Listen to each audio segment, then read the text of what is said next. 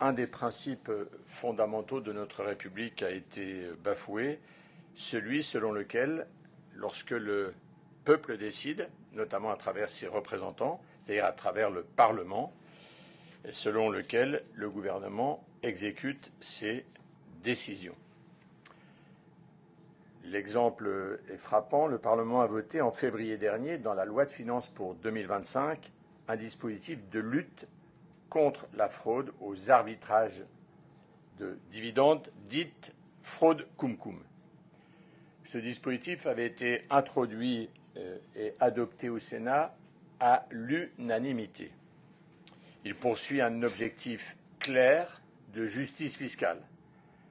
S'assurer que les actionnaires étrangers détenteurs d'actions françaises soient bien imposés, comme le prévoit la loi fiscale, lors de la perception de leurs dividendes. Il lutte contre des montages frauduleux d'évitement de l'impôt mis en œuvre par certaines banques, qui perçoivent d'ailleurs au passage une rétribution. Or, que s'est-il passé après cette loi adoptée? Le gouvernement a prévu des textes d'application de la loi qui ouvrent une brèche dans laquelle les banques peuvent s'engouffrer pour continuer à frauder l'impôt.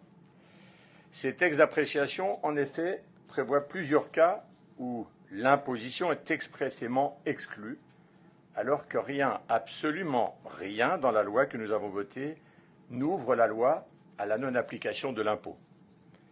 Le président de la Commission des finances, Claude Raynal, et moi-même avons eu connaissance de ces textes d'application lorsqu'ils étaient en projet. Nous avons clairement fait connaître au ministre de l'Économie et des Finances notre opposition à leur parution. Je vais d'ailleurs vous lire un extrait du premier courrier que nous avons adressé au ministre en date du 31 mars dernier. Je cite: « Le projet transmis crée une faille dans le dispositif qui permettrait aux opérations frauduleuses de perdurer, et ce, malgré l'adoption de nouvelles dispositions législatives insérées par le Sénat. » Il me semble que c'est assez clair. Pourtant, à ce moment-là, nous avons appris que le gouvernement comptait passer outre. Dans un deuxième courrier en date du 17 avril, nous avons rappelé notre opposition et notre rappel au respect du vote souverain du Parlement. Et je vais citer à nouveau ce second courrier. L'intention du législateur est ainsi parfaitement claire. Et ces modalités de mise en œuvre ne sauraient ouvrir des brèches permettant, dans tel ou tel cas, de ne pas appliquer la retenue à la source due en application de la loi fiscale. Je tiens bien sûr ces courriers à la disposition de la presse. Malgré cela, le soir même de l'envoi de ce second courrier, ce texte d'application, qui contrevient au vote du Parlement, était publié. Pour tout vous dire, je n'ai pas réussi, malgré plusieurs contacts avec le ministre et ses services, à comprendre les raisons pour lesquelles le gouvernement ne respectait pas le vote du Parlement, vote pourtant rappelé par le président Claude Raynal et moi-même. J'ai donc décidé d'aller aujourd'hui chercher l'information à la source, comme le permet notre constitution financière, la loi organique relative aux lois de finances. Elle offre au rapporteur général de la Commission des finances ou au président la possibilité de procéder à des contrôles sur pièce et sur place de la bonne application de la loi fiscale. Et je dois vous dire que le résultat de mon contrôle est absolument effarant. En effet, d'une part, c'est le lobby bancaire lui-même, à travers la Fédération bancaire française, qui a demandé à Bercy de prévoir ces cas de non-application de l'impôt, alors que les banques elles-mêmes profitent de cette fraude. D'autre part et surtout, j'ai découvert que les administrations fiscales de Bercy avaient conseillé, dans une note au ministre du 20 mars dernier, de ne pas répondre aux demandes d'exclusion de l'application de l'impôt formulées par la Fédération bancaire française. Je cite les éléments récupérés auprès de Bercy. Compte tenu de l'intention du législateur, une exclusion large de ces opérations soulèverait un risque polémique sévère. Je cite encore, la direction de la législation fiscale et la direction générale des finances publiques sont d'avis de ne pas répondre à la Fédération bancaire française sur ce point. Il s'agit tout de même de la direction de la législation fiscale, direction chargée de l'application de la loi fiscale, et d'autre part de la direction générale des finances publiques, c'est elle qui est chargée du recouvrement de l'impôt et de la lutte contre la fraude. Ces deux directions recommandent au ministre de ne pas publier le texte d'application tel quel. Le président et le rapporteur général de la commission des finances du Sénat, à l'origine de la loi, demandent expressément au ministre de ne pas publier le texte d'application tel quel. Et pourtant, le gouvernement publie le texte d'application tel quel. Enfin, je n'ai reçu aucune explication claire sur le fond des raisons pour lesquelles le texte d'application avait ainsi été rédigé. Tout cela, malgré ou après 5 heures d'échanges à Bercy, finalement très obscurs. Alors pourquoi? Qui, finalement, protège la délinquance en col blanc? Car il s'agit bien de délinquants, même s'ils présentent bien. Des délinquants poursuivis en tant que tels par le parquet national financier, qui a lancé des perquisitions contre plusieurs grandes banques françaises. Je peux citer ceux des Générales, BNP Paribas, Natixis, HSBC. Le Crédit Agricole a lui-même reconnu, après en avoir nié l'existence, sa participation à ces schémas d'évasion fiscale. Gabriel Attal, lorsqu'il était ministre des Comptes publics, avait indiqué le 2 mai 2023 au Sénat que le montant total des redressements par l'administration fiscale et relatif à cette fraude s'élevait à 2,5 milliards d'euros.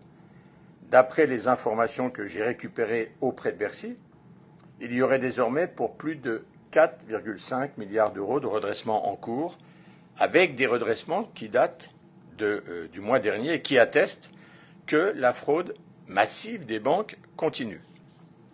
Les travaux de l'université de Mannheim en Allemagne estiment que la perte fiscale pour la France est d'environ 33 milliards d'euros entre 2000 et 2020, c'est-à-dire pas loin de 2 milliards d'euros par an. Et pourtant, la Direction générale du Trésor, qui se présente quand même comme le régulateur du secteur bancaire, dit pour sa part qu'elle n'a jamais produit aucune note sur le sujet de la fraude Cum-Cum. Et lorsque j'ai rencontré la Fédération bancaire française en novembre dernier, en novembre 2024, pour travailler sur ce sujet, que m'ont-ils dit? Je dirais même que m'ont-ils écrit, puisqu'ils m'ont remis un document, et à la première page, en haut, en caractères d'imprimerie grand format et gras, je lis « Il n'existe pas de phénomène de fraude en France résultant de pratiques d'arbitrage de dividendes ». Au regard de la réalité de cette délinquance et des montants massifs que je viens de rappeler en jeu, on pourrait presque trouver ça drôle si ce n'était pas en fait à la fois tragique et inacceptable. Je pense d'ailleurs que cette note en dit long sur le fait que certains, souvent les plus puissants et ou les plus riches, se croient au-dessus des lois et refusent de se voir appliquer la loi fiscale elle-même, pourtant universelle et s'appliquant à tout le monde. Or, depuis 2018 et la révélation de ce scandale par la presse, des obstacles incessants se sont dressés face à la volonté du Parlement de mettre fin à cette fraude. En 2018, le Sénat avait adopté une mesure contre les Cum-Cum, mais cette dernière avait été rapidement vidée de sa substance lors de son passage à l'Assemblée nationale. Et plusieurs sources ont confirmé aujourd'hui que c'était la Fédération bancaire française qui était très directement intervenue dans la nouvelle rédaction du dispositif qui le rendait inopérant. Quand j'ai souhaité l'année dernière rétablir un dispositif de lutte contre la fraude, c'est le gouvernement qui s'y est opposé, et je dois le dire, à regret, à tous les stades de la procédure. Le gouvernement s'est opposé à mon amendement. Il a ensuite lui-même proposé une rédaction qui le vidait de son sens et qui vidait donc le dispositif de son sens. Il a même, par la suite, saisi le Conseil d'État pendant la procédure budgétaire, fait à ma connaissance inédit, en pensant que cela pourrait lui rendre un avis, celui-ci pourrait rendre un avis défavorable à notre dispositif, et jusqu'en commission mixte paritaire, il a poussé des rédactions pour revenir sur notre vote unanime Et à la fin, même après l'adoption de la loi et l'expression du peuple, même contre l'avis de ses administrations fiscales, il choisit de publier des textes d'application qui vont encore à l'encontre de ce vote dont je rappelle qu'il est unanime et permettez-moi de le dire, je l'espère toujours, souverain du Parlement. Les administrations de Bercy m'ont même dit ce matin qu'elles n'avaient jamais reçu de commande du gouvernement de présenter un dispositif légal pour lutter contre la fraude CumCum, malgré, et je dois le dire, malgré toute cette communication gouvernementale pendant des années autour de la fraude, aucune proposition depuis 7 ans maintenant, malgré l'ampleur des montants en jeu. Je trouve ça assez regrettable pour peser mes mots. Force est donc de constater que des forces que je qualifierais d'obscures sont à l'œuvre, en tous les cas celles de l'argent et des puissants. Alors qu'on ne se méprenne pas, moi je ne suis pas du tout contre les banques, ni hostile non plus à ce que des montages financiers complexes permettent de réaliser les opérations concourant à la compétitivité de notre économie. Mais je suis hostile, oui, à la fraude, et je refuse que le Parlement soit ainsi bafoué. La France doit, selon moi, selon nous, suivre le chemin d'autres pays, l'Allemagne, le Danemark, les États-Unis par exemple, qui, eux, ont mis en place des dispositifs de lutte contre cette fraude. Je souhaite donc, et ça ne vous surprend pas, que les institutions de notre République soient respectées, c'est-à-dire tout simplement que la démocratie soit respectée. Je demande ainsi officiellement et solennellement au ministre de l'Économie et des Finances de retirer le texte d'application de la loi qu'il a édicté le 17 avril dernier et qu'il n'en édicte d'ailleurs aucun autre sans l'accord du Parlement. Comme je le lui ai dit, je reste évidemment ouvert à un travail à la fois constructif et transparent sur ce sujet.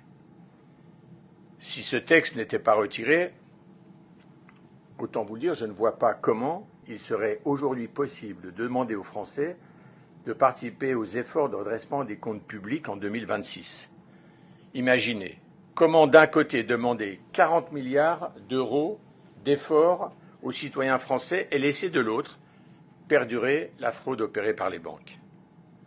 Je le dis donc très clairement, en ma qualité de rapporteur général de la Commission des finances, le retrait du texte d'application du gouvernement est pour moi une demande impérative du Sénat pour respecter la volonté et, je le redis, le vote souverain du Parlement.